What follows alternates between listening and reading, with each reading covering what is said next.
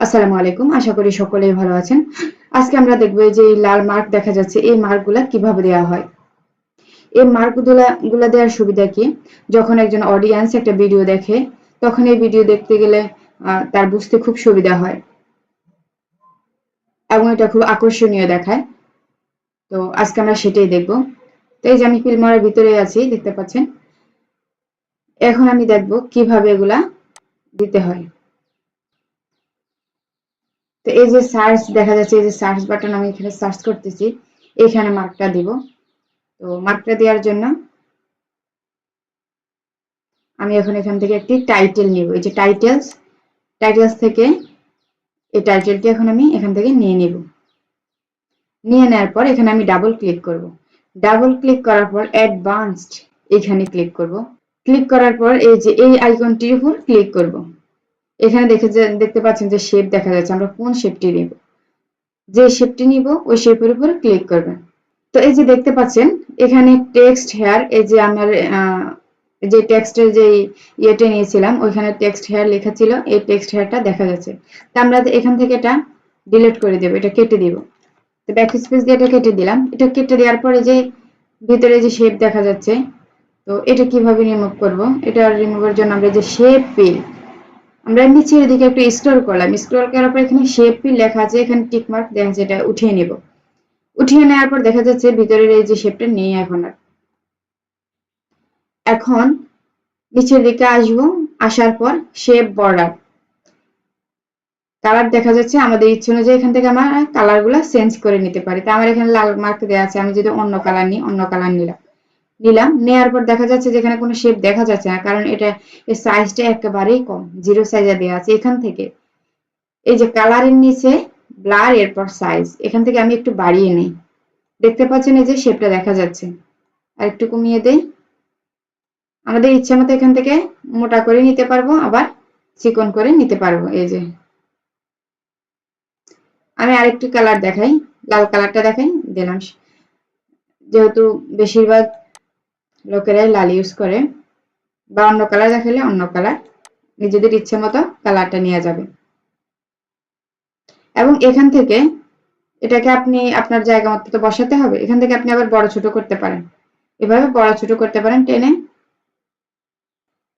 এটার উপর এভাবে রাখলে দেখা যাচ্ছে এটা এখন সরানো যাবে। আমরা যেখানে বসাতে চাচ্ছি এখানে বসানো যাবে। এই যে আমি এখানে বসাবো। এখন এটাকে আর একটু বড় করব। এই যে আর একটু বড় করে দিলাম। এখন এখান থেকে আবার আমরা অ্যানিমেশন দিতে পারি। অ্যানিমেশনে যাইতেছি, চলে আসলাম। কোন অ্যানিমেশনটা আমরা দিতে চাচ্ছি, ধরুন আমি এই অ্যানিমেশনটা দিতে যাচ্ছি। এখানে ডাবল ক্লিক করব। ডাবল ক্লিক করলাম। তো এখান থেকে আমরা নিজেদের ইচ্ছা মতো অ্যানিমেশন গুলো নিতে পারি। তো এখান থেকে আমরা ওকেতে ক্লিক করব। ওকেতে ক্লিক করলাম। এখন আমরা এখান থেকে দেখতে পারবো এই যে এই অংশটুকু কিন্তু আমাদের ওই মার্কটি নেই, শেপটা নেই। এই যে শেপটা আসছে। তা আমরা এখন আরেকটি শেপ দিয়ে দেখব, সেম জায়গায় শেপটা দিব। তার জন্য আমি এখান থেকে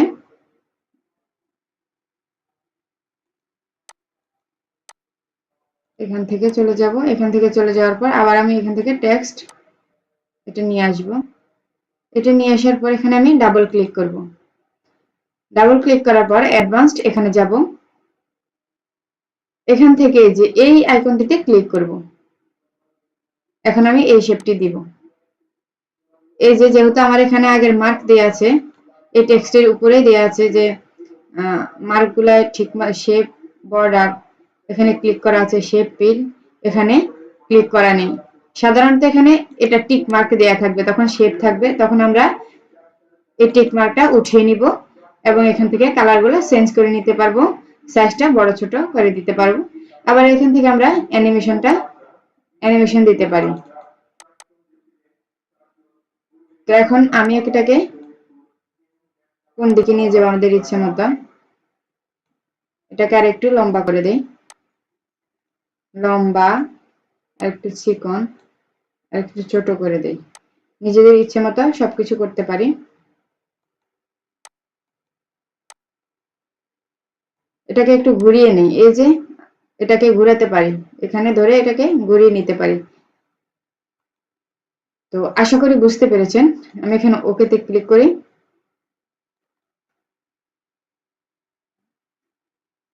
ওকেতে ক্লিক করলাম।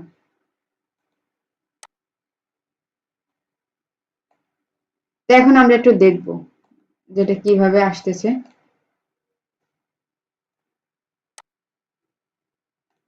এই যে দেখতে পাচ্ছেন মার্কগুলা। তো আশা করি বুঝতে পারছেন। আজকের ভিডিওটি এই পর্যন্ত। নেক্সট ভিডিও পাওয়ার জন্য অবশ্যই চ্যানেলটিকে সাবস্ক্রাইব এবং বেল আইকন অলে ক্লিক করে পাশে থাকবেন। ধন্যবাদ। আসসালামু আলাইকুম।